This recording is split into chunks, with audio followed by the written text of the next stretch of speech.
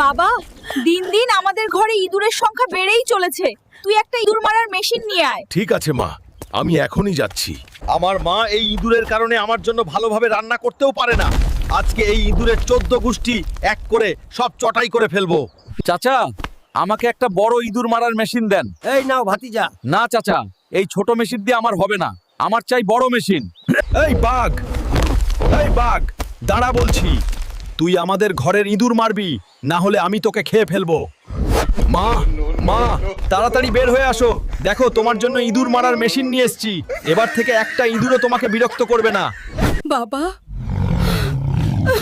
এটা কি নিয়ে এসেছিস? এটা তো বাঘ, আমাকে খেকে ফেলবে। না মা, ও তোমাকে কিচ্ছু করবে না। ও আমাদের ইঁদুর মারতে সাহায্য করবে, যাতে তুমি ভালোভাবে রান্না করতে পারো।